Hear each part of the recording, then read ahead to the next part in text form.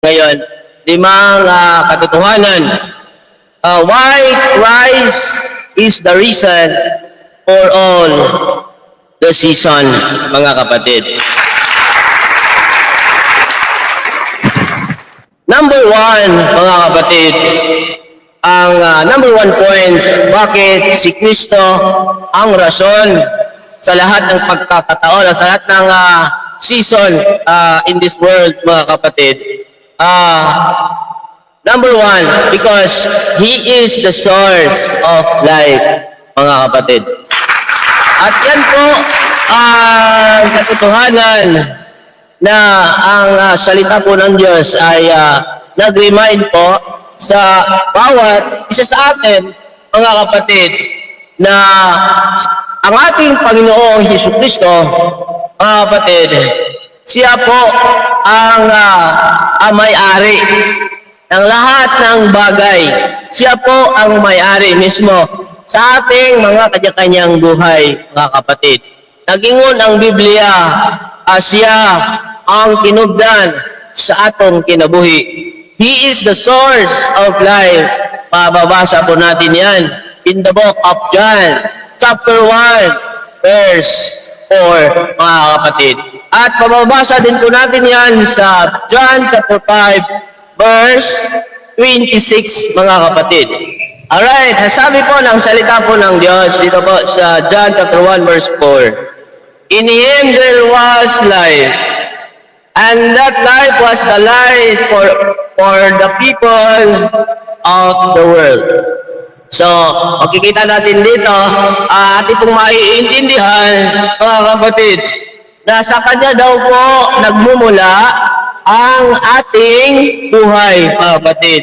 In Him was life, mga kapatid. Mga kapatid, number two, because He is our Savior in our lives, mga kapatid. Amen? Tayo po'y nagagalak pagka sumapit na po, pag magpapasko na po, mga kapatid. Hindi ba kayo nagtaka, mga kapatid? Bare months pa lang, ang ating mga puso ay nagagalak na, mga kapatid. Amen? Number two, He is our Savior in our lives, mga kapatid.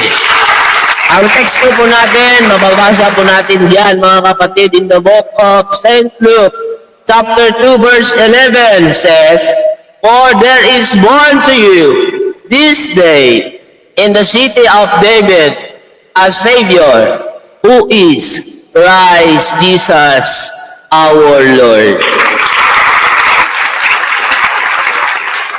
Amen. He is our Savior in our life. He is the Savior of the world. The reason why we celebrate Christmas, mga kapatid, dahil po kay Kristo Jesus. Magpasalamat po tayo sa Panginoong Hesukristo sapagkat siya po ang reasons talaga, mga kapatid, why we celebrate Christmas, mga kapatid. Luke chapter 2, verse 11. For there is born to you this day, and that is Jesus, in the city of David, a Savior. Who is the Christ the Lord. Amen. Let's go to number 3, mga kapatid. Number 3. Why Christ is the reason for all season, mga kapatid. Number 3, because He forgive our sins. We celebrate, mga kapatid, the goodness of God. Kung ano mang meron tayo ngayon, mga kapatid, tandaan po natin, tayo'y pinatawad na ng Diyos sa ating mga kasalanan. Amen. Tayo po'y pinatawad na ng Diyos sa ating kasalanan. Gitagnaan na lang daan ni Propeta Isaias. Sabi ni Propeta Isaias sa kanyang sulat, mga kapatid, hali kayo, magliwanagan tayo. Anuman kapula, kaitim, ang inyong mga kasalanan, ay kaya ko yang paputiin sama sa balhibo sa karnero. Amen? Amen. Na pinatawad na po tayo ng Diyos, mga kapatid. Amen? Oo, di ba? Magandang balita ito, mga kapatid. Verse 9. Alright. But if we confess our sins, God will be faithful to His promise to forgive us and cleanse us from all the wrong things we have done. O, napakaganda po. Nagagalak po tayo, mga kapatid. Especially this season, mga kapatid. Dahil siya po ang rason. Si Kristo po ang nagpatawad po sa ating mga kasalanan. Walang ibang magpapatawad sa ating kasalanan, mga kapatid, kundi ang Panginoong Hesus Kristo. Siya po ang rason, mga kapatid. Nung pinatawad ang ating mga kasalanan, mga kapatid, dili ba? Malipay ta.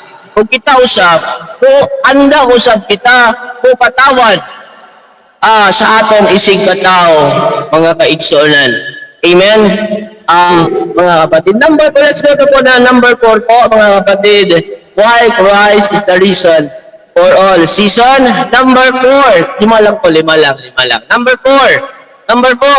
Because He provides our needs. Wow, napakaganda naman. He provides our needs. Adili ba malipay ta this coming Christmas? Magpapasko na, Pasko na, mga kapatid, di ba?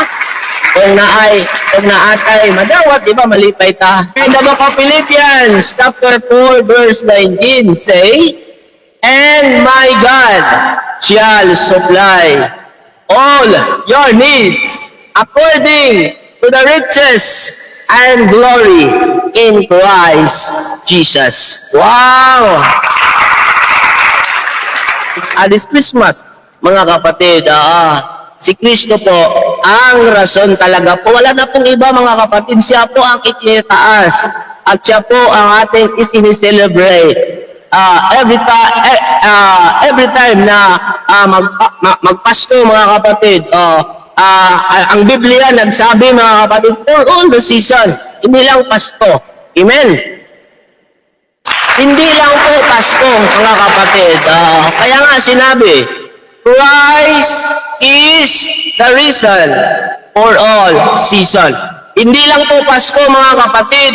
Ano man ang ginagawa natin, sabi po ng Bible, whatever you do, whether you eat or you drink, do it for the glory of God. Ano ibig sabihin nga, mga kapatid? Christ is the reason for all season, mga kapatid. Hindi lang Pasko. Ano man ang ginagawa natin, atong gipasidunggan ang Diyos, mga kapatid. Alright, amen. That is number 4. God, Jesus Christ, provide all our needs. Last, number 5, last. Why Christ is the reason for all the season. Number 5, because Christ Jesus give us eternal life. Ano sa maning eternal life? Ito po yung buhay na walang hanggan na makakamit po natin ngayon, now. Sabi ng Bible, today is the day of your salvation. Hindi po bukas, mga kapatid. Itong eternal life, habang nabubuhay tayo, paangkunin nato, mga kapatid. Pinaagi sa atong pagtuo ang Kristo Jesus sa paraan ng pagbilib natin sa Kanya at pag-accept natin sa Kanya, Jesus Christ, as Lord and Savior of our lives, mga kapatid. Amen. Amen.